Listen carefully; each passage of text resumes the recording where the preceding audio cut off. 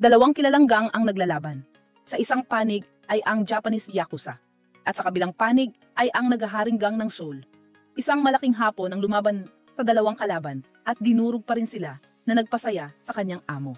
Hanggang sa lumabas ang alas ng kabilang panig na si Nam Gi-jun, kalmado siyang nagsuot ng guwantes at sumabak sa laban. Matapos ang isang magaan na warm-up, sinimulan ni Gi-jun na bugbugin ang malaking tao. Tinapos niya ito sa isang sipa. Ang kabilang gang ay agad na umatras, ngunit hindi natakot si Gi-jun. Lumipas ang 18 taon, nagretiro na si Gi-jun, namumuhay ng tahimik sa isang campsite na malayo sa lungsod. Samantala, patuloy pa rin ang pagdanak ng dugo sa Jianggyao. Ang manager ng ama ng Bongsan Group ay iginapos ng dalawang dayuhang mamamatay tao at nasaksihan ang paglipol sa kanyang mga tauhan. Sa sobrang takot ay nagmakaawa siya, nangangakong magbabayad ng doble kay Gu Jeonmo, ngunit sa huli ay pinatay pa rin. Sa isang liblib na construction site, nagpulong sina Chairman Gu Bongsan at Chairman Lee Joo-won. Nakipagkita si Chairman Gu kay Chairman Lee ngayong araw dahil sa manager ng ama. Lumalabas na ang nag-utos ng pagpatay sa kanya ay si Gu Jeonmo, ang anak ni Chairman Gu. Nakialam ang manager ng ama sa negosyo ni Gu Jeonmo, kaya kumuha si Gu Jeonmo ng mga taong maghihiganti.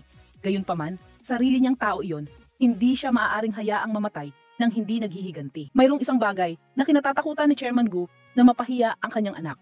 Kaya, humingi siya ng tulong kay Chairman Lee upang harapin ang mga dayuhang mamamatay tao. Bilang kapalit, tinanggap niya ang pagkalugi upang tulungan si Chairman Lee sa usapin ng lupa. Si Nam Ki-seok, ang nakababatang kapatid ni Nam Gi-jun, ay kasalukuyang Executive Director ng Chuan Group at kanang kamay ni Chairman Lee. Gusto ni Chairman Lee na ipadala si Nam Ki-seok upang harapin ang mga dayuhan para kay Chairman Gu. Ngunit tila nag-aatubili si Nam Ki-seok. Sa katunayan, humihingi siya ng pahintulot na umalis sa korporasyon. Bagaman ipinangako ni Chairman Lee na siya ang magiging kahalili nito. Ang nagmamaneho ng kotse ay si John Haebom, ang pinagkakatiwalaang tauhan ni Nam Ki-seok sa Chuan Group. Iniulat niya na ang reputasyon ni Gu Jeonmo sa Bongsan ay lubhang masama na umabot sa punto na kailangan niyang umarkila ng mga dayuhan. Ngunit tila walang pakialam si Nam Ki-seok dahil abala siya sa pag-iisip na umalis sa mundo ng krimen. Direktang pumunta si Nam Ki-seok sa base ni Gu Jeonmo.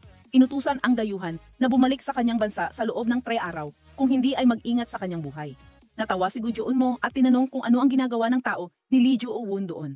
Agad siyang sinigawan ni Nam Ki-seok na ang isang taong magaling magplano tulad ng kanyang ama ay kailangang magpakumbaba at malugi.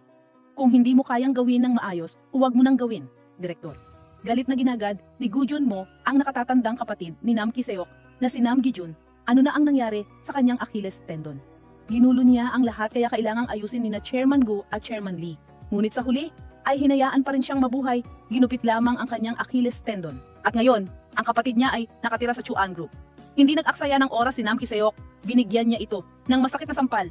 Ang mga tauhan ay sumugod, ngunit mabilis na pinatumban ni na Nam Ki-seok at John Haebom. Pagkatapos ay kalmado silang umalis. Biglang dumalaw si Nam Ki-seok sa kanyang kapatid na si Nam Gi-jun. Ni Nam Gi-jun, 6 na taon nang hindi nagkita ang magkapatid, ngunit hindi man lang nagtanong si Nam Gi-jun sa kanyang kapatid. Sinabi ni Nam Ki-seok na gusto ng chairman na siya ang pumalit sa Chuon. Hindi ko alam kung maganda ba iyon o hindi, baka gusto ko ring bumalik dito upang magtrabaho. Nang sumakay na si Nam Ki-seok upang umuwi, tumakbo si Nam Gi-jun at nagtanong kung maayos ba ang lahat. Bumalik si Nam Ki-seok sa showroom ng korporasyon upang asikasuhin ang trabaho. Bigla niyang nakita ang mga ilaw sa basement na kumikislap. Kaya bumaba siya. Narinig niya ang kakaibang ingay at akala niya ay may tao. Ngunit ang totoo ay isang ligaw na pusa lamang na madalas doon. Si Gu Jeonmo ba? O si Chairman Gu? Akala ni Nam Ki-seok na wala itong alam kaya pinakawalan niya ito. Sino ang mag-aakala na ngayon ay lalabas ang kanyang mga kasamahan na kasindami ng langaw? Agad na kinuha ni Nam Ki-seok ang kanyang salamin at sumugod upang turuan sila kung paano lumaban. Sumugod ang lalaking nakapula at walang habas na sinaksak bago siya sinipa ni Nam Ki-seok. Ngunit sa huli ay pinatawad pa rin niya ito. Hindi niya akalain na sa sandaling tumalikod siya ay sasaksakin siya nito mula sa likuran dahil sa sobrang pagtitiwala. Kinabukasan, nabigla si Nam Gi-jun nang matanggap niya ang balita na pumanaw na ang kanyang kapatid. Ang libing ni Nam Ki-seok ay inorganisa ng Chuan Group. Nagsusuot ng armband ang kanyang tauhan na si John Haebom. Dumalo rin sa pagluluksa sina Chairman Gu at ang kanyang anak na si Gu Jeonmo. Ngunit ang bastardong si Gu Jeonmo ay lumuhod habang nagtatawanan na may pagmamalaki. Nagpahayag ng pakikiramay ang kanyang bibig ngunit napakawalang galang ng kanyang pag-uugali. Sa labas, nagpahayag ng pagdududa si Manager Choi Song-chon ng Chuun kay Manager Kim Chun-sok ng Bongsan na pinaghihinalaan na ang Bongsan ang nasa likod ng pagpaslang kay Nam Ki-seok. Mariing itinanggi iyon ng huli, ngunit pinaghihinalaan pa rin ni Song-chon na may itinatago siya. Ang panganay na anak ni Chairman Lee na si Prosecutor Lee Jeum-son ay dumating din upang bisitahin si Nam Ki-seok, ngunit bago pa man siya makapasok ay pinigilan na siya ni Song-chon. Ayaw ni Chairman Lee na makialam ang kanyang anak sa mga usapin ng korporasyon. O mas tamang sabihin, sa mismong sandaling ito, dumating si Nam Gi-jun at ipinasok siya ni Choi Song-chon upang makita ang kanyang kapatid sa huling pagkakataon. Sinabi ni Choi Song-chon na ang salarin ay ang mga taong kalye, ngunit hindi pa rin niya ito mapaniwalaan. Pinayuhan ni Chairman Gu Bongsan si Chairman Lee Ju-won na piliin ang kanyang panganay na anak bilang kahalili. Ngunit sinabi ni Chairman Lee Ju-won na hindi rin iyon maganda. Sa sandaling ito, pumasok si Nam Gi-jun. Sinabi niya, sinabi ninyo sa akin na mamuhay na parang patay. Ngunit ngayon ay hindi ko iyan magagawa. Inalala ni Nam Gi-jun ang pangako 15 taon na ang nakakaraan. Nangako siyang mawawala sa mundo ng krimen. At nangako si Chairman Lee Ju-won na walang mangyayari kay Nam Ki-seok. Tinupad niya ang kanyang pangako, ngunit sila ay hindi. Nagtanong siya tungkol sa bangkay ni Nam Ki-seok, ngunit wala ni isa sa kanila ang nagsalita. Akmang aalis na si Nam Gi-jun nang tumakbo si Jan Hae-bom, ipinakilala niya ang kanyang sarili bilang tauhan ni Nam Ki-seok at nangakong aayusin ang lahat ng kanyang mga libing. Dumating si Nam Gi-jun sa apartment ni Nam Ki-seok. Nakita niya sa mesa ang isang libro tungkol sa negosyo ng campsite. Kaya lumalabas na seryoso nga siyang gumawa ng ganoon. Mayroon ding parcel na ang pangalan ng tatanggap ay Nam Gi-jun. Ito ang birthday gift na ibibigay sana ni Nam Ki-seok sa kanya. Hindi pinayagan ng pulisya si Nam Gi-jun na makipagkita sa suspect sa pagpatay kay Nam Ki-seok dahil walang karapatan ang mga kamag-anak. Mas madali siguro ang buhay bilang pulis ngayon. Dati, hindi siya natatakot sa batas. Sa isang pangungusap lamang na ito, pinayagan si Nam Gi-jun na makipagkita sa walang galang na suspect. Nang malaman na si Nam Gi-jun, ang kapatid ng biktima, yumuko ang bastos na lalaki at humingi ng tawad, ngunit pagkatapos ay tumawa ng malakas. Gusto mo ba iyan? Gagong yan? Gusto mong malaman kung bakit ko siya pinatay? Tiningnan niya ng ina niya ako sa paraang tinitingnan mo ako ngayon. Binalaan ni Nam Gi-jun na hahanapin niya ang bawat isa sa mga kasama niya noong araw na iyon at pagkatapos ay ang kanyang pamilya. Hindi niya inakala na sasabihin nito, kapag nakita mo ang aking mga magulang, patayin mo na lang sila. Noong bata pa ako, kami ng kapatid ko ay pinabayaan nila. Kaya pala, may kapatid ka. Nakita ni Nam Gi-jun ang kapatid ng walang galang na lalaki at sinundan ito sa isang internet cafe. Biglang sumugod ang mga kasamahan ng walang galang kanala na lalaki na may dalang armas. Lumalabas na ang kapatid ng walang galang alala na lalaki ay pain lamang upang ilihis si Nam Gi-jun sa isang bitag. Hindi niya akalain na sasabihin niya, hindi kayo ang nangakit sa akin dito, kundi ako ang nangakit sa inyo dito.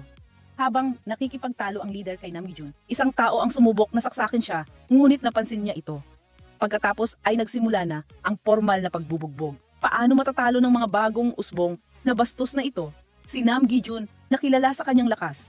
Walang silbi ang paghingi ng tawad. Sa huli ay tumakbo sila sa takot. 3 malas na tao na lamang ang natira. Kasama na roon ang walang galang na leader. Hindi ako, sir! Sumusumpa ako! Ngayon ay nagmamakaawa na siya.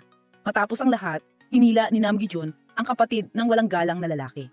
Balikan natin ang pagkakataong nasaksak si Nam Gi-jun. Hindi siya agad bumagsak, kundi hinawakan niya pa ang ulo ng walang galang na lalaki at bugbugin hanggang sa mabulag. Nang tumakas ang iba, kinalas niya ang kutsilyo sa kanyang tiyan na parang walang gaanong nangyari. Sa sandaling ito, gising pa rin si Nam Gi-jun. Kaya, sino ang pumatay sa kanya? Insyam na niya ang chairman na si Gu ay nakaupo sa punerarya nang dumating si Ji Kim. Sinabi ni Ji Gu na dumating si Nam Gi-jun at nagtanong tungkol sa sangkap ng kanyang kapatid. Kaya nais niyang tanungin kung mayroon siyang masasabi tungkol doon. Ngunit naghinala si Kim kay Ji Gu dahil narinig niyang nais ni Nam Ki-seok na umalis sa korporasyon kamakailan. Hiniling ni Ji Gu kay Kim na imbestigahan kung sino ang gumawa nito kay Nam Ki-seok. Nagpulong ang Special Investigation Room ng opisina ng taga-usig tungkol sa kaso ni Nam Ki-seok. Lumalabas na si Nam Ki-seok mismo ang gumawang legal na negosyo kay Lee Ju-won at pinatakbo ang gallery upang maglaba ng pera para sa korporasyon.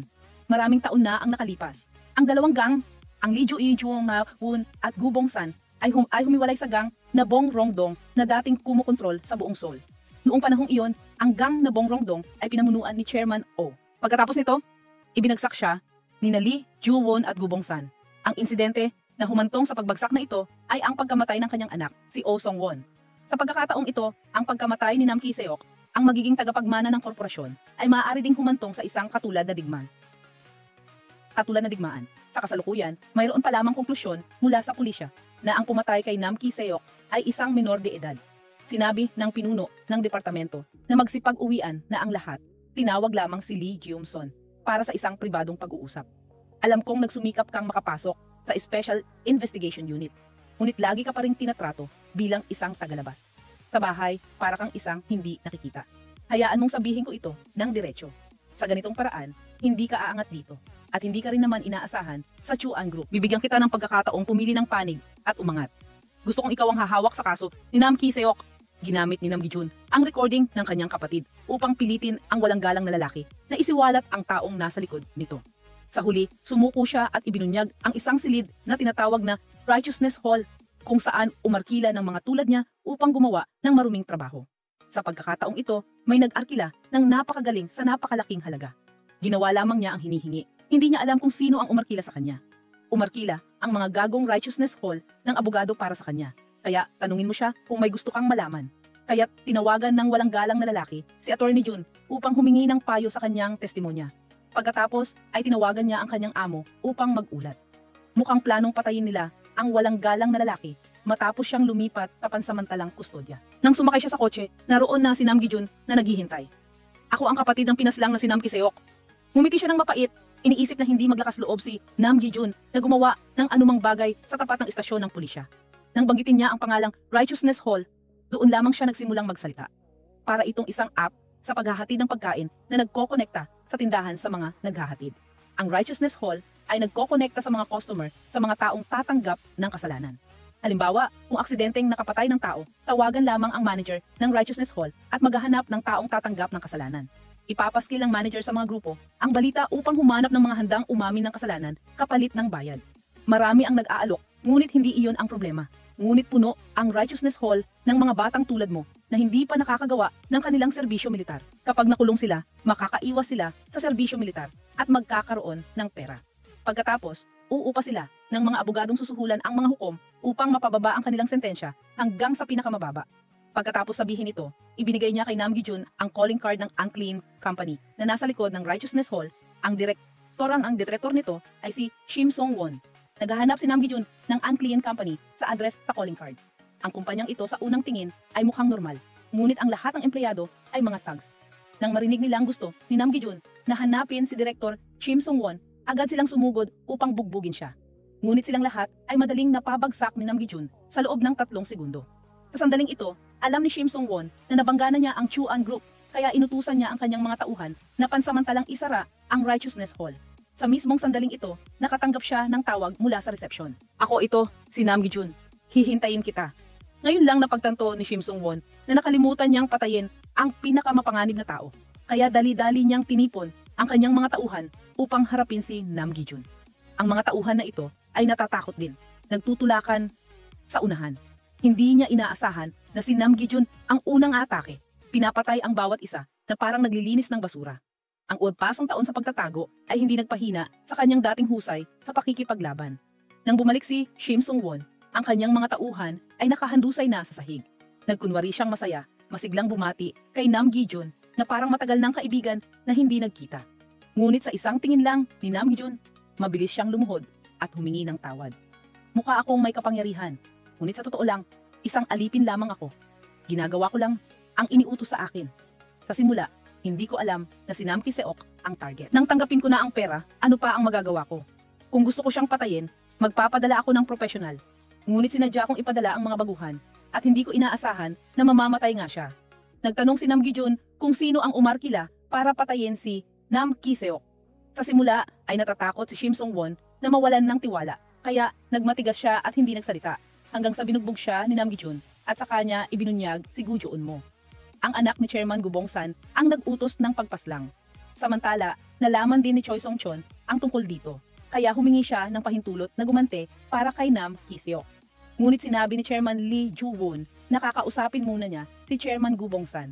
Hinanap ni Kim Chun-sok ng Bong-san sa Shim Song-won at tinanong kung pumunta ba si Nam Gi-jun. Nang malaman niyang ibinunyag ni Shim Song-won si Gu Jo-eun-mo, nagalit si Chun-sok at akmang susugurin si Shim Song-won. Ngunit sa huli ay umalis na lang siya nang may pagkadismaya. nakipagkita si Chairman Lee Joo-won kay Chairman Gu Bong-san, inalala ang patakaran na kanilang itinatag nang bumagsak si Chairman Oh.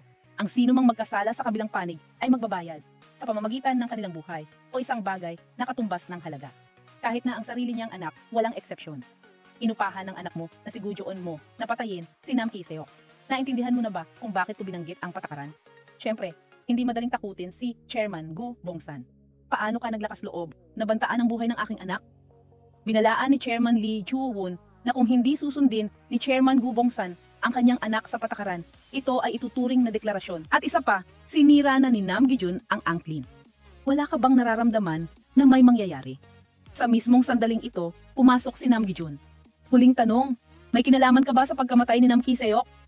Tiniyak ni Chairman Lee Joo-won na aayusin niya ang usapin, habang si Chairman Gu Bong-san ay sumigaw at minumura si Nam Gi-jun. Ngunit nagtanong lamang siya, susundin ninyo ba ang patakaran? Alam ko na kung sino ang nasa likod nito. Kung wala kayong kinalaman, huwag kayong gumawa ng anuman, manood lamang kayo. Matapos umalis si Nam Gi-jun, nagmamadaling humingi ng bayad pinsala si Chairman Gu Bong-san sa Chuun para sa ginawa ng kanyang anak. Casino man o duty-free shop, kahit ano.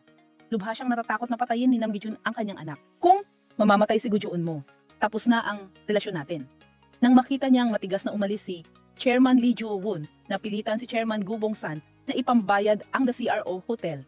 Nang gabing iyon, dumating si Chairman Gu Bong-san sa kumpanya at binugbog ang kanyang anak.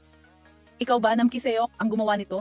Nang umamin si Gu Joo-on mo, lalo pa siyang binugbog. Nilalapastangan mo ang iyong anak sa harap ng kanyang mga tauhan. Hindi ito ang unang pagkakataon na may nanglapastangan sa iyo. Buong buhay mo na itong nararanasan. Ano ngayon kung may isa pang pagkakataon? Bakit kailangan mong patunayan ang iyong sarili? Kung wala kang silbi, hindi ka ba anak ko? Kung ayaw mong mamatay sa kamay ni Nam Gi-jun, huwag kang gumawa ng anuman nang hindi nagtatanong sa akin muna. Dumating si Nam Gi-jun sa batting cage upang makipagkita sa kapatid ni Uchay Bong-ho. Ikinuwento niya na bago siya mamatay, pinuntahan siya ni Nam Ki-seok. Bagaman, hindi siya gaanong nagsalita, alam niya na may mangyayari. Ngayon, kailangan niya ng baseball bat bilang armas. Nakita ni Bong-ho ang suot na brace ni Nam Gi-jun. Agad siyang kumuha ng metal na brace para kay Nam Gi-jun. Kakailanganin din ng oras para makagawa ng baseball bat. Pinilit ni Choi Song-chon si Chairman Lee Joo-won na ipaghiganti si Nam Ki-seok upang mapanatag ang lahat ng mga kapatid. Ngunit ayaw niyang makipagdigma sa Bongsan Gang dahil mas malaki ang mawawala kaysa makukuha. Narinig ni Lee Jae-yong-son ang usapan ng dalawa. Humingi ng pahintulot si John Hee-bom kay Choi Song-chon na makausap ang chairman upang hilingin na ipaghiganti si Nam Ki-seok.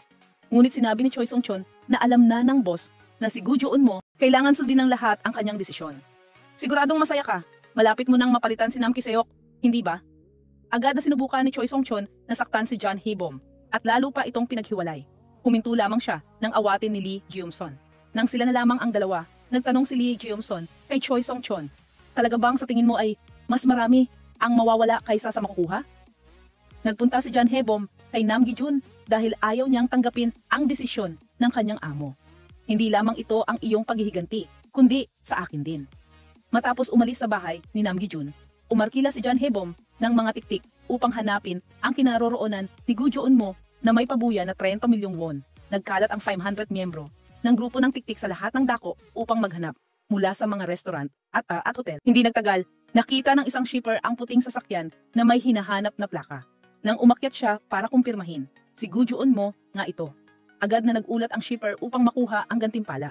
Samantala, patuloy na nakikinig si Lee Jae-yong-son sa tawag ng kanyang ama at ni Mr. Kim. Kinumpirma rin ni Kim na inupahan ni Gu Joo-on mo ang angklin upang patayin si Nam Ki-seok. Sinira ni Nam Gi-jun ang angklian, ngunit makasimula pa lamang iyon. Nagbigay siya ng 3 mungkahi kay Chairman Lee Joo-won. Una, sundin ang papapakara at patayin si Gu Joo-on mo.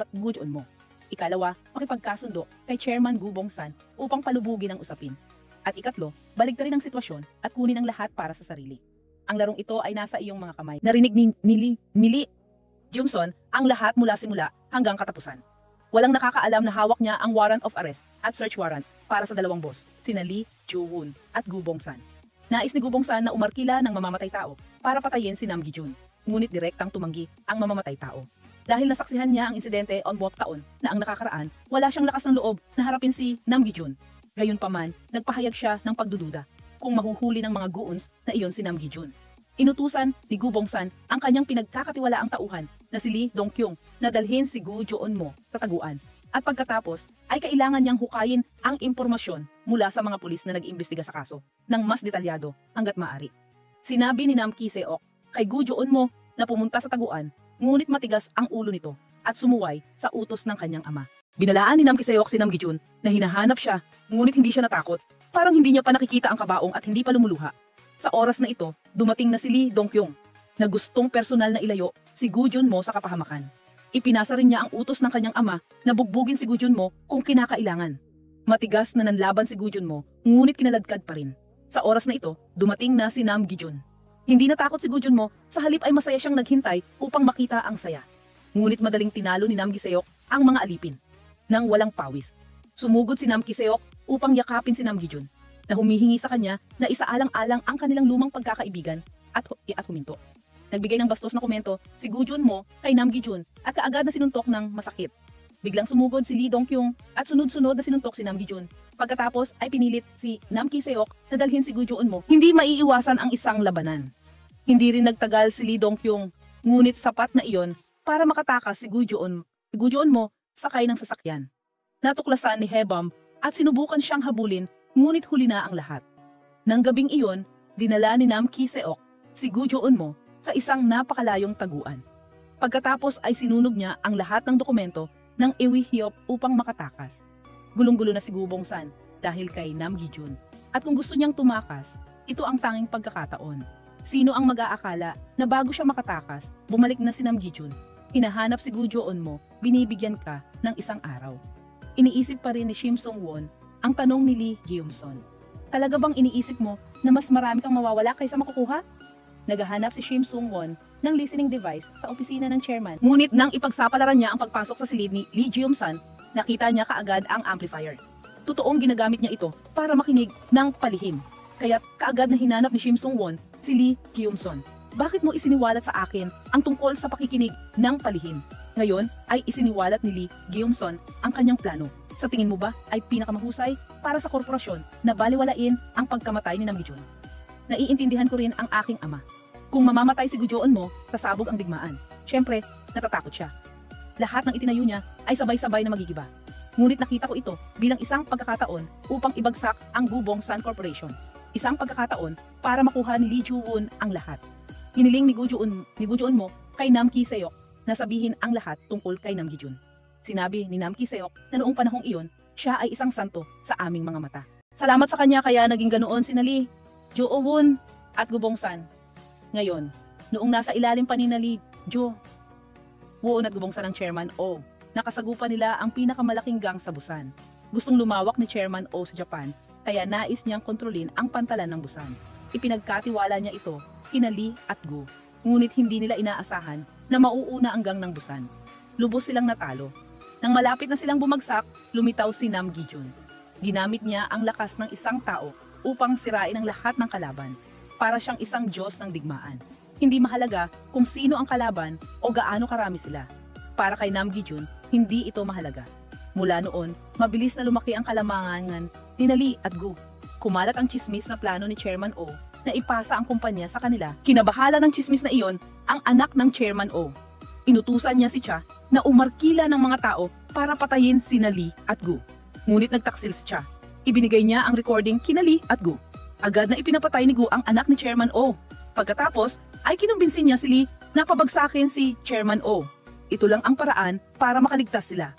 Ngunit nauna si Chairman O at ipinahuli silang dalawa para litisin. Sa harap ni Chairman O, itinanggi ni Gu ang kanyang kasalanan at isinisi lahat kay Lee. Sa kabutihang palad, mag-isang pinatay ni Ki-seok ang lahat ng tauhan ni Chairman O at pinatumba rin ang kanyang respetadong big boss na si Shim Sung-won. Pagkatapos ay pumasok siya sa silid ni Chairman O. Kaya sa loob lamang ng isang araw, ibinaba si Chairman O mula sa kanyang posisyon upang sina Lee Jo-won at Gu Bong-san ang mamuno sa buong imperyo. Matapos ang insidente, nagtakda sila ng isang panuntunan upang mapanatili ang kapayapaan. Ang sinumang magkasala ay magbabayad. At si Nam Gi-jun ang unang biktima ng panuntunang iyon. Tinulungan niya silang makuha ang lahat, ngunit siya rin ang ugat ng problema. Siguro, natatakot silang lahat sa kanya. Sa huli, pinutol ang kanyang Achilles tendon at kinailangan niyang umalis sa underworld. Ngumiti si Gu Joon-mo at itinuring ang kwentong ito bilang isang kathang-isip. na ipinapakita na hindi siya natatakot kay Nam Gi-jun. Siya ay ikinulong sa babahay sa loob ng ilang araw, galit na sinisira ang lahat, humihingi na palayain. Nagpa siya si Nam Ki-seok na bumalik sa Seoul at iwanan ang kanyang mga tauhan upang protektahan si Gu Jeon-mo. Galit na tinawagan ni Gu Jeon-mo ang dalawang dayuhan. Inupahan silang patayin si Nam Gi-jun. Pagkatapos ay tinawagan niya si Nam Ki-seok na siyang haharap kay Nam Gi-jun. Kung mawawala si Nam Gi-jun, hindi na niya kailangang mag-alala pa. Samantala, nalaman ni Chairman Gu na ang investigador na namamahala sa kaso ni Nam Ki-seok ay si Han Seok-jun, na siya ring nakahanap ng bangkay. Kaagad na inutusan ni Chairman Gu na dalhin si Han Seok-jun. Nakipagkita si Nam Ki-seok kay Nam Gi-jun upang kumbinsihin siyang huminto dahil hindi niya kayang kalabanin ang buong Gubong San Corporation. Nang makita na matigas pa rin ang desisyon ni Nam Gi-jun na huwag sumuko, ibinigay ni Nam Ki-seok sa kanya ang address kung saan nagtatago si Gu Jeon-mo. Huwag kang mag-alala sa akin, aalis na rin naman ako sa kumpanya. Agad na hinanap ni Nam Gi-jun si Gu Jeon-mo. Hindi niya alam na ito ay isang bitag. Pinilit ni Gu Jeon-mo si Nam Ki-seok na bigyan si Nam Gi-jun ng maling address. Lubos na iginagalang ni Nam Ki-seok si Nam Gi-jun. Ngunit sa pagitan ng buhay ng kanyang pamilya at ni Nam Gi-jun, wala siyang ibang pagpipilian. Nahulog si Nam Gi-jun sa bitag, inatake ng dalawang dayuhang mamamatay tao. Walang tigil silang sumasaksak at humahampas gamit ang kanilang mga espada, ngunit kalmado pa rin siyang lumaban. Matapos patumbahin ang dalawa, kumuha siya ng plastic bag at tinakpan ang ulo ng isa. Sinamantala ng isa pang lalaki ang pagkakataon na atakehin ng patalikod si Nam Gi-jun, ngunit sa halip ay sinaksak niya ang kanyang kasama. Pagkatapos, tinapos din siya ni Nam Gi-seok. Kinuha niya ang kanilang mga telepono at tinawagan si Gu Jeon-mo. Hintayin mo, malapit na akong dumating para hanapin ka. Lumapit si Chairman Gu kay Mr. Kim upang makipagnegosasyon tungkol sa kaso ni Nam Ki-seok. Sinabi ni Kim na kailangan lang niyang sundin ang mga patakaran. Ngunit sinabi ni Chairman Gu na nakipagkasundo na siya sa kanya. Sinabi niya kay Lee Jo-won, ngayon, kailangan lang nating alisin si Nam Gi-jun at tapos na ang lahat. Kaya kailangan ko ang iyong tulong. Gusto mo ang kooperasyon ng lahat, hindi ba? Gawin mo ang gusto mo. Maliban kung gusto mong masaksihan ang pagdanak ng dugo tulad ng igumawang taon na ang nakakaraan. Tunay ngang ang ama ang anak.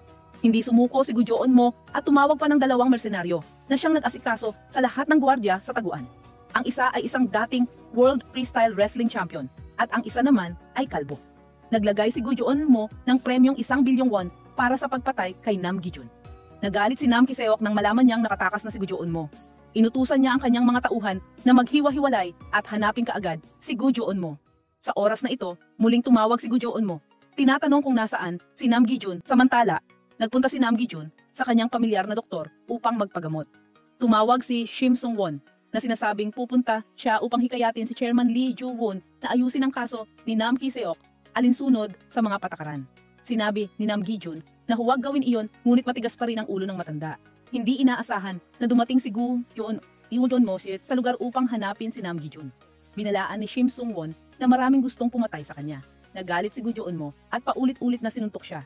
Nataranta si Nam Ki-seok at sumugod upang pigilan siya, ngunit huli na ang lahat. Namatay si Shim Sung-won nang walang habilin, ngunit bastos pa rin si Gu Jeon-mo kay Nam Ki-seok. Nagalit si Nam Ki-seok at sinakal siya, tinawag siyang walang silbi. Kaagad siyang binugbog ng mersenaryo. Sa huli, pinatay siya ni Gu Jeon-mo sa lugar. Sinampal din niya ang mambubuno na sumusubok na pigilan siya. Kinuha ng baliw na lalaki ang telepono ni Shim Sung-won upang makinig sa tawag mula kay Nam Gi-jun. Ang iyong mga kaibigan ay namatay dahil sa iyo. Ipadadala ko ang address. Pumunta ka rito at makinig. Samantala, kinidnap ni Chairman Gu ang investigador na si Han Seok-du upang tanungin. Matapos basahin ang ulat sa kaso ni Nam Ki-seok, natuklasan niya ang mga irregularidad. Si Han Seok-du ang unang dumating sa pinangyarihan at isang bihasang pulis tulad niya ay hindi magpapatrolya sa gabi. Wala ring nag-ulat ng anumang bagay. Siguradong alam na ni Han Seok-du na mamamatay si Nam Ki-seok. Tinawag ni Gu Jeon-mo ang kanyang mga tauhan upang linisin ang pinangyarihan ng pagkamatay ng nandandatay ng dalawang tao. Bumalik siya sa taguan at tumawag sa isang grupo ng mga mersenaryo at isang security company. Ang misyon ay hintayin si Nam Gi-jun na dumating at hulihin siya ng buhay. Ipinangako ni Gu Jeon-mo na isasama niya sila sa Gubong Sanggang kapag naging chairman na siya. Bukod pa rito, ang sino mang magdadala kay Nam Gi-jun sa kanya ay gagantimpalaan ng malaking halaga ng pera. Hindi nagtagal ay dumating si Nam Gi-jun. Sa pagkakataong ito ay may dalang baseball bat bilang sandata. Sinusubaybayan ni Gu Jeon-mo ang bawat galaw niya sa pamamagitan ng kamera. Para sa kanya, isa lamang itong napakasayang laro. Pagpasok ni Nam Gi-jun, hinarangan siya ng mga goons. Bawat isa ay gustong sumugod upang mahuli siya. Kung sino ang natatakot at pagsisisihan ito, sa huli, umuwi na kayo. Pagkatapos, sabihin niyon, sumugod siya at sinimulan silang bugbugin na parang tigre na sumugod sa isang kawan ng manok. Matapos mamatay ang ilang malas, nagsimula silang matakot at umurong. Sa oras na ito, sumugod ang kalbo at niyakap si Nam Gi-jun. Umalis siya gamit ang kanyang siko at inuntog ang mukha ng lalaki sa pader. Sa huli ay isang hampas sa ulo na nagpabagsak sa kanya. Ang mga goons ay natakot at umatras. Ang mga sumugod na nagbabakasakali ay binigyan ng palo at natumba sa lugar. Ngayon lang, nag-utos si Gu Joon-mo. Ibinigay niya ang utos na patayin kaagad si Nam Gi-jun at hindi na kailangang hulihin ng buhay. Agad na sumugod ang security company team. Isang lalaking kasing laki ng elepante ang bumato kay Nam Gi-jun sa lupa, na labis na sumakit. Ngunit nagawa pa rin niyang bumangon at lumaban. Nakuha ng isa ang palakol para hiwain si Nam Gi-jun. Sa kabutihang palad, sumugod ang isa pa. Nakuha ni Nam Gi-jun ang palakol at hinati sa leeg ang halimaw. Ngunit tila hindi siya nakaramdam ng sakit. Binuhat pa rin niya siya na parang manok. Ilang beses siyang hinati ni Nam Gi-jun, kaagad niyang pinutol ang leeg ng halimaw. At sinundan pa ng ilang hiwa bago tuluyang bumagsak ang halimaw. Sa puntong ito, ang mga goons ay tumakbo sa takot. Kinuha ni Nam Gi-jun ang kanyang bat at nagpatuloy. Alam ng wrestler na nasa panganib na si Gu Joon-mo. Ngunit sinamantala niya ang pagkakataon upang saktan siya ng ilang beses upang maghiganti at humingi ng doble ang presyo. Matapos dumanas ng matinding bugbog, napilitan si Han Seok-do na sabihin na nirecord niya ang lahat ng tawag sa kanyang telepono. Sa nirecord na tawag, sinabi ng isang tao na aako ng responsibilidad ang mga kabataan. Ang trabaho ni Han Seok-do ay tiyaking walang bakas ng sinuman. Inakala ng security company na may malaking problema, ngunit tinapos din sila ni Nam Gi-jun, isang saksak bawat isa. Nang hilahin ni Nam Gi-jun ang kanyang sugatang katawan, nilagpasan niya ang wrestler at kaagad siyang ibinagsak sa hagdanan. Dahil lubos na pagod si Nam Gi-jun, binugbog siya ng husto. Halos wala ng lakas na lumaban. Nang malapit na siyang sumuko, narinig niya si Gu Joon-mo na nanginis, ang kapatid mo, si Nam Ki-seok, ako ang pumatay sa kanya. Sumiklab ang galit at kinuha ni Nam Gi-jun ang isang piraso ng salamin at sinaksak sa mata ang wrestler. Sinubukan pa rin niyang lumaban, ngunit malabo na ang kanyang paningin. At sa huli ay pinatumba siya ni Nam Gi-jun. Sa oras na ito, nataranta si Gu Joon-mo at kumuha ng baril. Ngunit naialis ni Nam Gi-jun ang baril at sunod-sunod siyang binugbog. Ngayon lang, nataranta ang baliw na lalaki at humingi ng awa, ngunit sa huli ay pinatay pa rin siya ni Nam Gi-jun. Nang kunin ni Nam Gi-jun ang telepono, tinawagan niya si Chairman Gu. Ngunit sinabi ni Nam Gi-jun na Gu Joon-meta na Gu Joon-mo ay napagdesisyonan na ayon sa mga patakaran, patay na ang iyong anak. Ang balitang parang kidlat ay nagpahina at nagpasakit kay Chairman Gu. Umalis si Nam Gi-jun, sakay ng kotse. Biglang sumugod ang isang paparating na sasakyan na may kalasag. Binangga ang kanyang sasakyan hanggang sa tumaob at nahulog sa ilog. Natapos na si Nam Gi-jun. Balik sa araw ng tadhana, matapos bugbugin ni Nam Ki-seok, tumakas ang lalaking kalbo at ang kanyang mga kasamahan. Sa labas, lihim na nagmamasid ang pulis na si Han Seok-do. Sinaksak si Nam Ki-seok ng kalbo, ngunit hindi pa rin siya nasaktan ng husto. Biglang sumugod ang isang nakamaskarang mamamatay tao at sunod-sunod na inatake si Nam Ki-seok. Napakagaling ng lalaking ito sa martial arts. At matapos ang ilang galaw, ay nasaksak sa kamay si Nam Ki-seok. Ngunit sumalakay pa rin siya at pinatalsik ang kutsilyo ng kalaban. Kinuha ang kanyang benda at mabilis na binenda ang kanyang kamay. Pagkatapos ay muling sumugod para sa isang madugong labanan. Sa simula ay pantay ang kanilang laban. Ngunit muling nakakuha ng kutsilyo ang kalaban at sinaksak sa kamay si Nam Ki-seok sa pangalawang pagkakataon. Walang tigil na lumaban si Nam Ki-seok, ngunit sa huli ay sinaksak siya sa leeg. Bago siya bawian ng buhay, nagawa pa niyang hilahin ang maskara upang makita kung sino ang pumatay sa kanya. Ito ay ang mamamatay tao na bumangga sa kotse ni Nam Gi-jun at naghulog nito sa ilog. Kaya sino ang nag-utos sa kanya? Matapos mamatay si Nam Ki-seok, pumasok ang pulis na si Han Seok-do upang kumpirmahin. Balik sa kasalukuyan, nakuha na ang kotse ni Nam Gi-jun mula sa ilog. Ngunit hindi natagpuan ng search team. Nakakuha sila ng utos na hanapin siya gaano man katagal. Si Nam Gi-jun ay inanod sa ibang baybayin at natagpuan ni Cha Young-do. Agad siyang dinala sa kanyang pamilyar na doktor. Iniulat ni Shim Sung-won na nasugatan si Nam Gi-jun matapos patayin si Gu Joon-mo. Ngunit walang utos si Chairman Lee Joo-woon. Sa oras na ito, muling tumawag si Chairman Gu Bong-san upang makipagkita. Tinanong ni Chairman Lee, Bongman Lee Joo, Woon kung pinatay ba ni Chairman Gu Bongsan si Nam Gi-jun bilang paghihiganti. Hindi siya sumagot, ngunit kinuha ang kasaysayan ng transaksyon na nagpapakita na si Han Seok-do ay tumanggap ng pera mula sa isang front company ng Lee Ju-woon Corporation upang mandaya sa kaso ni Nam Ki-seok. Ikinatuwiran ni Chairman Gu Bongsan na wala talagang intensyon si Chairman Lee Ju-woon na hayaan si Nam Ki-seok na magmana ng korporasyon at siya mismo ang nagplano na patayin si Nam Ki-seok at sisihin si Gu Jo-eun-mo. Sa tulong ni Nam Gi-jun, na patayin si Gu Jo-eun-mo. Sa huli ay papatayin din niya si Nam Gi-jun at ipapasa ang imperyo sa kanyang paboritong anak na taga-usig. Nagalit si Chairman Lee Ju-woon nang akusahan siya ng kanyang kaibigan ng isang murang teorya ng sabwatan. Ngunit idineklara ni Chairman Gu Bongsan na para matapos ang bagay na ito, isa sa kanila ang dapat mawala. Ang parehong gang ay nasa matinding tensyon, handa para sa isang laban hanggang kamatihan. Ang mga pinuno ng Gu Bongsan ay naghahanda para sa isang lihim na pulong. Biglang sumugod ang investigative team ng prosecutor's office na may warrant of search at arrest para sa kanilang lahat sa kasong pananakit at panggugulo. Sa kabutihang palad, hindi nahuli si Chairman Gu Bongsan. Agad niyang nahulaan na pinlano na ni Chairman Lee Ju-woon ang lahat mula pa sa simula. Patuloy na iniimbestigahan ng tanggapan ng taga-usig ang Gu Bongsan Corporation sa malawakang sukat. At kasabay nito ay naglabas ng warrant of arrest para kay Chairman Gu Bongsan. Naghinala ang punong taga-usig na sadyang pinakawalan ni Lee Geum-son si Chairman Gu Bongsan dahil sa kanyang pag-atake sa punong tanggapan ng Gu Bongsan Corporation 30 minuto bago ang nakaplano. Bakit? Sinabi ba sa iyo ng iyong ama na gawin iyon upang protektahan ang kanyang kaibigan?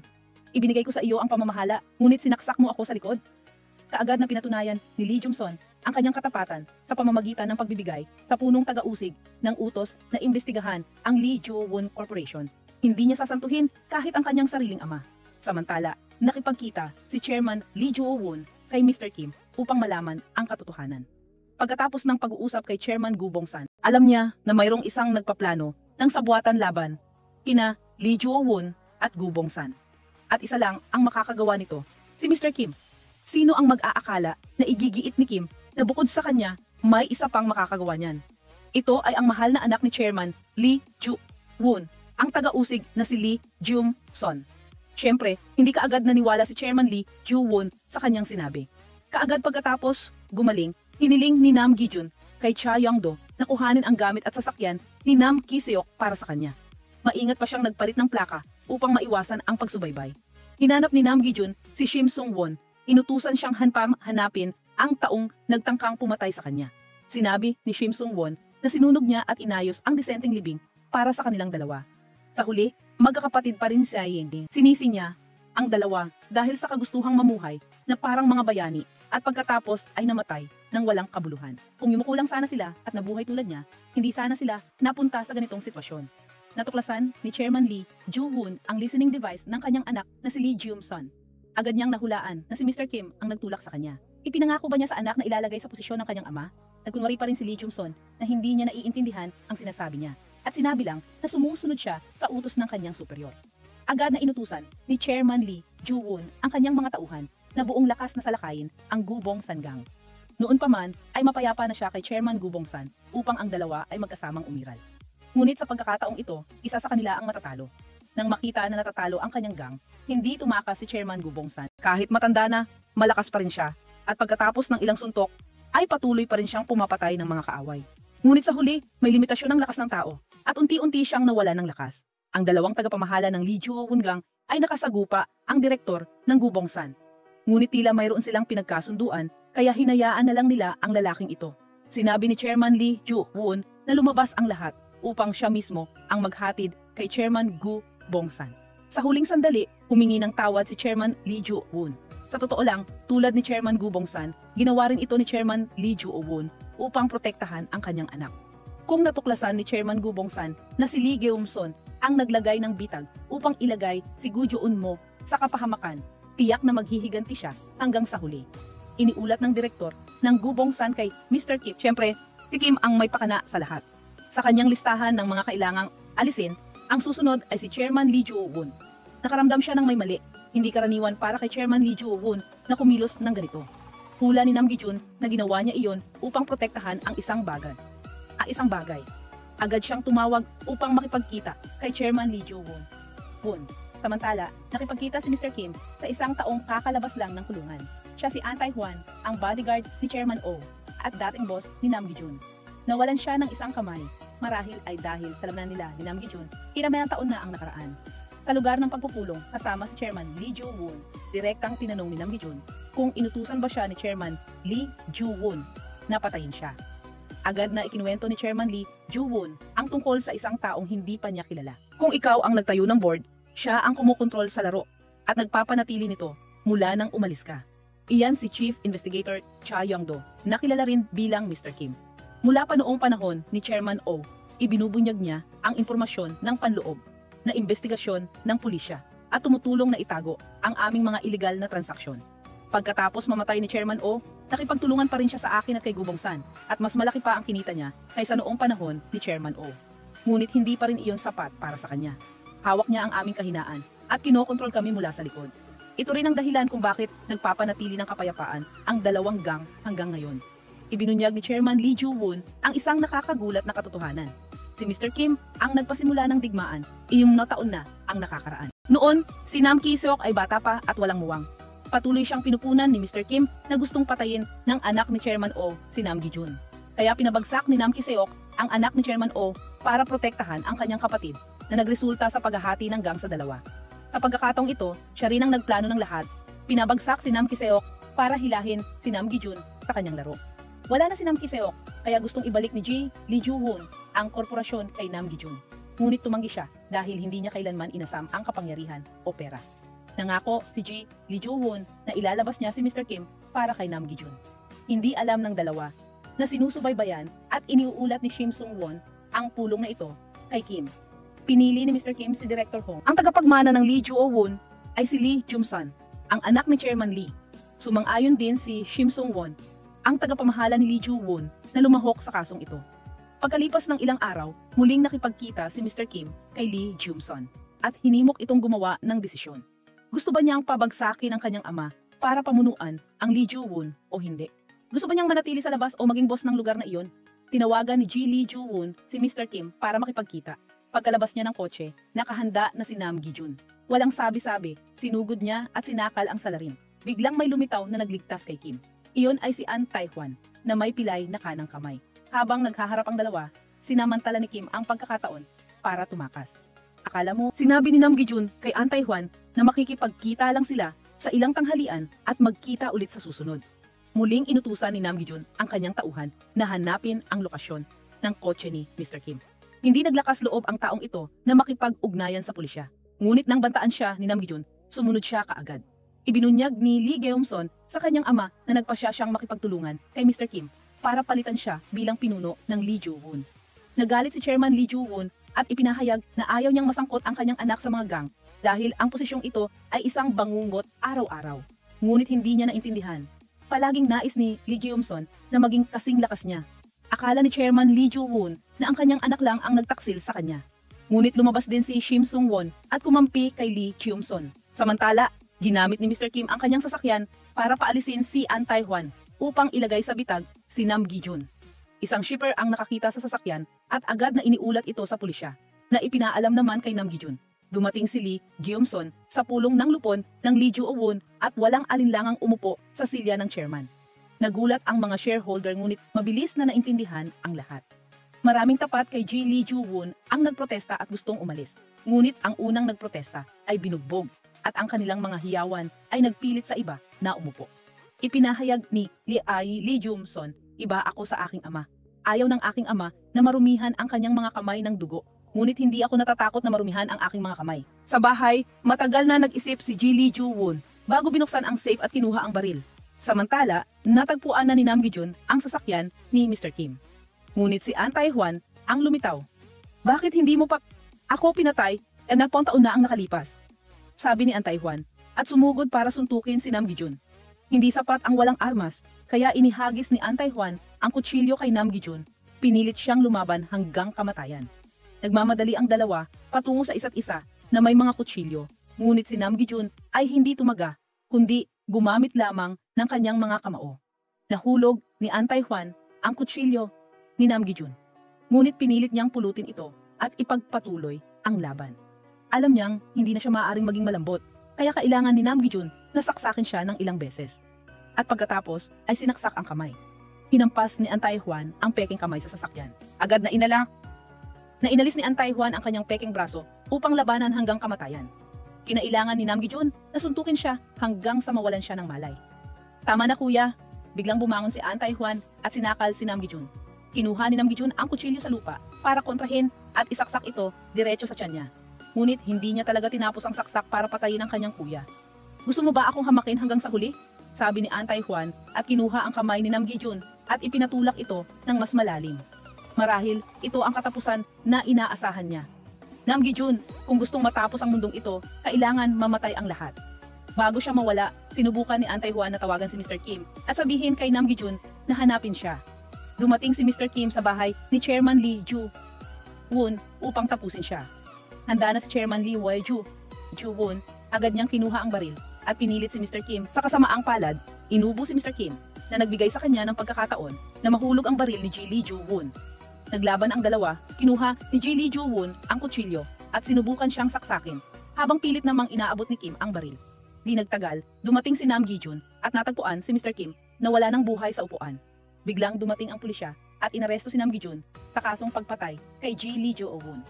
Lumabas na isa rin itong bitag ni Mr. Kim. Balikan natin, nakuha ni Kim ang baril at binaril si Lee Ju-won.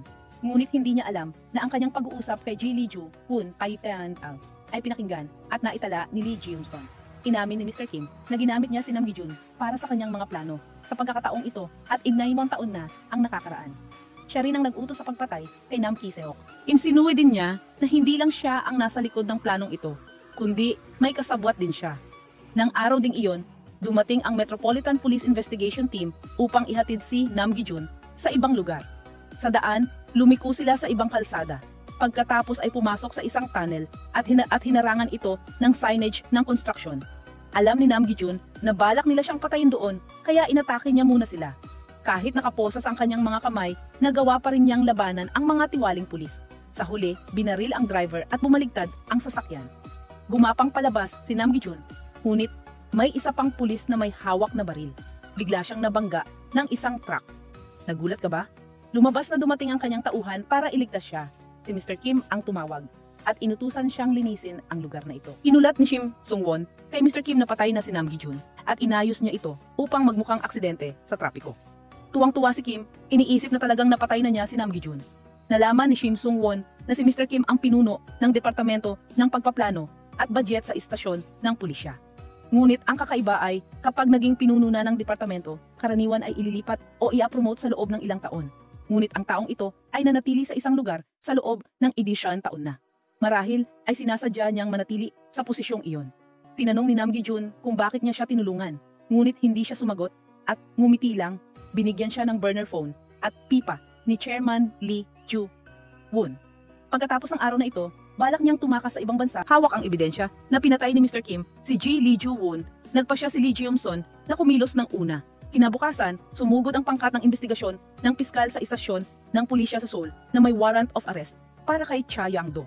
Bagamat hindi nila nahuli si Kim, kinuha nila ang lahat ng dokumento sa kanyang opisina. Nataranta ang mga tauhan ni Kim at tinawagan siya para mag-ulat. Agad na tinawagan ni Kim si Lee Ji-yum-son para tanungin siya. Ngunit ibinunyag ni Lee Ji-yum-son na alam niyang si Kim ang pumatay kay Lee Ju-won at hindi si Nam Gi-jun. Sa puntong ito ay nataranta si Kim, bumaba ang boses at nakiusap na magkita sila para mag-usap, ngunit walang awa itong tinanggihan ni Lee Ji-yum-son. Agad na tinawagan ni Kim ang assassin na si Simon, ngunit hindi siya sumagot. Lumabas na nakaupo si Simon sa sasakyan. Si Lee Ji-yum-son ay nakakuha ng impormasyon na ang taong ito ay isang Japanese-Korean na hinahanap ng Interpol. Nilinis ni Mr. Kim ang kanyang record at ginamit siya para magtrabaho para sa kanya. Ang taong ito ay nakatanggap ng utos mula kay Kim na kumuha ng isang maleta mula sa isang locker sa golf practice range. Balik tayo, 8 buwan na ang nakalipas. Nakipagkita si Lee Ji-yum-son kay Mr. Kim at ipinaalam sa kanya na balak siyang imbestigahan ng inspection team. Maaaring ipatigil ni Son ang kasong iyon kapalit ng tulong ni Kim para makuha ang Lee Ju-won at Gu Bong-san. Mayroon pa nga siyang plano na patayin si Nam Ki-seok, sisihin si Gu Jo-eun-mo at lumikha ng giyera sa pagitan ng dalawang gang. Natatakot pa rin si Kim na maghiganti si Nam Gi-jun para sa kanyang kapatid, ngunit hindi natatakot si Son sa sino man para makamit ang kanyang ambisyon. Hindi inaasahan na si Lee Ji-yum-son pala ang nasa likod ng sabwatan na ito. Ang hindi niya alam, lihim na ni-record ni Mr. Kim ang kanilang pag-uusap.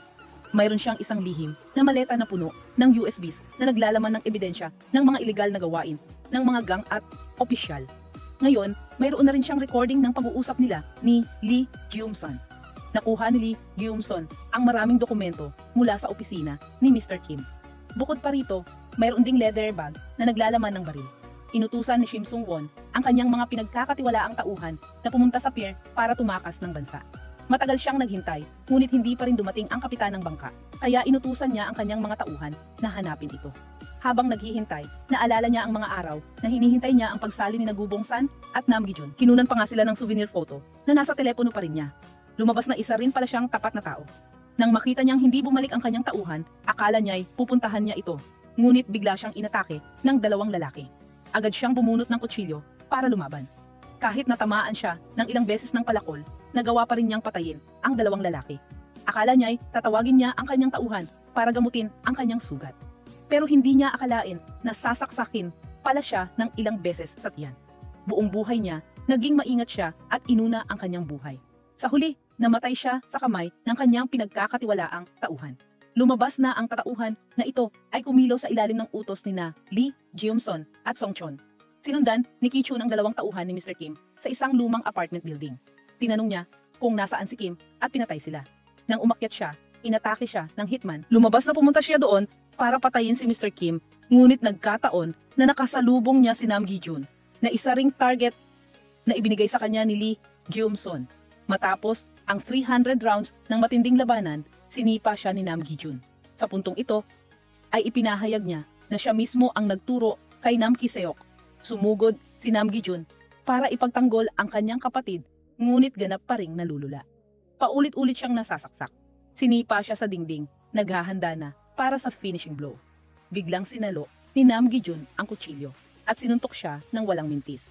Sa huli, kinuha niya ang kutsilyo mula sa kanyang kamay at tinapos ang kalaban. Sa libing ni Ji Lee Ju-won, kinumbinsi ni Lee Gyum-sun ang gang ng Gubong San na sumama sa Lee Ju-won. Ipinangako niya na tutulungan niya ang negosyo na maging legal. Sa huli, sumang-ayon din ang kabilang panig. Sa pamamagitan ng CCTV, nakita ni Mr. Kim na papalapit na si Nam Gi-jun, kaya sinalubong niya ito ng bala. Tinanong niya kung alam ni Nam Gi-jun kung sino ang tunay na utak sa likod ng lahat. Ibinigay ni Nam Gi-jun ang mga USB na kinuha niya. Agad na inakusahan ni Kim si Lee Gyum-sun bilang utak at ang lahat ng ebidensya ay nasa loob ng mga USB. Iminungkahi niyang patayin ni Nam Gi-jun si Lee Gyum-sun at pagkatapos ay pamunuan ang dalawang gang. Nang makita niyang hindi sumang-ayon si Nam Gi-jun, binaril niya ulit ito sa balikat. Ibinato ni Nam Gi-jun ang mga papel para takpan ang kanyang mga mata at sumugod para itulak siya sa sahig. Bumagsak ang taong iyon at kinuha ang kutsilyo sa ilalim ng upuan para saksakin si Nam Gi-jun. Ngunit hindi inaasahang sinaksak siya ni Nam Gi-jun sa dibdib. Pinahirapan niya ang masamang tao bago siya tuluyang patayin. Umalis doon, pumunta si Nam Gi-jun sa burol ni Ji Lee Ju-won, lumuhod para magpaalam sa kanyang dating boss. Nang makita ang duguan na anyo ni Nam Gi-jun, malabo nang nahulaan ni Lee Gyum-sun na napatay na niya sina Simon at Mr. Kim. Tinanong ni Nam Gi-jun kung bakit niya ginawa ang mga bagay na ito. Nagtataka rin si Lee Gyum-sun kung bakit tinatanggihan ng magkapatid na Nam Gi-jun ang posisyon ng boss, samantalang lahat ay naghahangad nito. Binalaan niya si Nam Gi-jun na isang pagkain na lang bago siya makulong, ngunit sinanabi ni Nam Gi-jun na isang pagkain na lang din para kay Lee Gyum-sun. Hahayaan niya itong mabuhay hanggang bukas para tapusin ang libing ni Ji Lee Ju-won. Pumunta si Nam Gi-jun sa columbarium para bisitahin si Nam Ki-seok at nangako na magkikita silang muli sa lalong madaling panahon. Ibinigay niya ang USB na naglalaman ng ebidensya ng mga krimen ni Lee Gyum-sun kay Hae-bom. Inirerekomenda niya na iwanan niya ang mundong iyon ng madugong krimen. Nahanap ni Lee Gyum-sun ang ebidensya ng pagtanggap ng suhol ng direktor ng prosecutor's office at ginamit ito upang takutin siya na ipikit ang kanyang mga mata sa pagsasanib ng Gubong San sa Lee Ju-won. Upang mapanatili ang kanyang posisyon, napilitan siyang sumang-ayon. Hindi nagtagal ay natapos ang pagsasanib. Sa party ng pagdiriwang, kasama ang direktor ng prosecutor's office at ang Minister of Justice, ipinahayag ni Lee Gyum-sun na mula ngayon ay magsisilbi siyang CEO ng Lee Ju-won at mananatili pa rin bilang taga-usig ng prosecutor's office. Bubuuin ko ang isang bagong sistema na titiyakin na ang mga ilegal na benepisyo na inyong tinatamasa ay hindi na ituturing na ilegal. Ang organisasyon na naiisip ko ay isang lugar kung saan ang hangganan sa pagitan ng liwanag at dilim ay mawawala. Walang sino man ang maglakas loob na punahin tayo. Samantala, ipinadala ni Hebom sa lahat ng reporter at media ang sumbong kasama ang ebidensya na si Lee Geum-son ang utak sa likod ng pagpatay sa mga tao sa pamamagitan ng abogado na si Jun.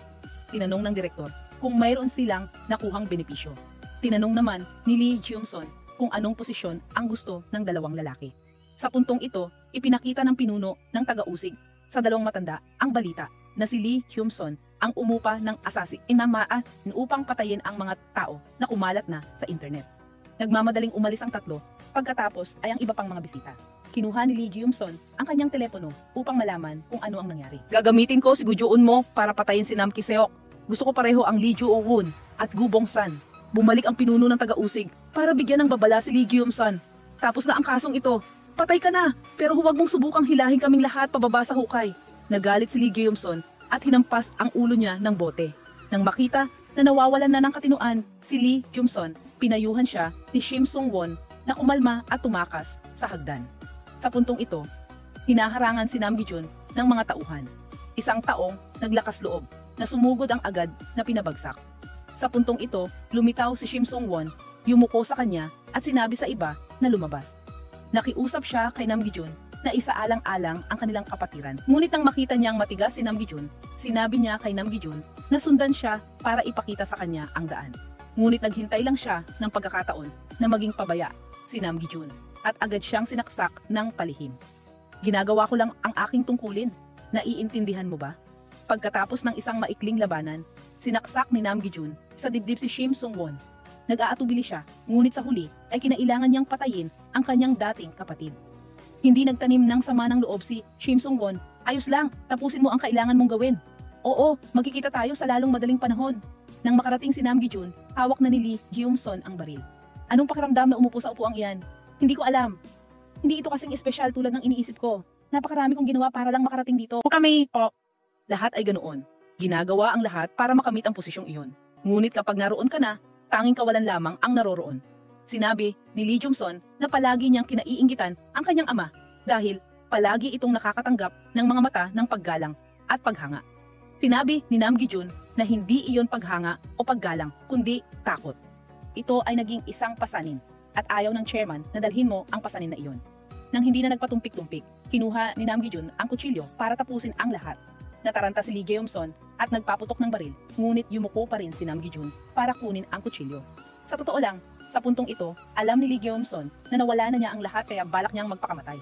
Ngunit hindi siya hinayaan ni Nam Gi-jun. Kailangan niyang iparamdam kay Lee Geum-son ang sakit na dinanas ni Nam Ki-seok. Nang matapos ang lahat, bumalik si Nam Gi-jun sa campsite. Si Nam Ki-seok ay tila nakaupo pa rin doon, nakangiti. Siguro dapat bumalik din ako dito para magtrabaho, iwanan ang lahat sa likod. Maganda iyan, iwanan mo ang lahat at bumalik ka rito. Sama-sama nating patakbuhin ang campsite. Sana ganun lang kadali ang lahat. Humina ng humina ang hininga ni Nam Gi-jun. Marahil ay nakasama na niya si Nam Ki-seok sa ibang mundo. Mag-subscribe sa Lala School Channel para hindi makaligtaan ang mga kapana-panabik na video.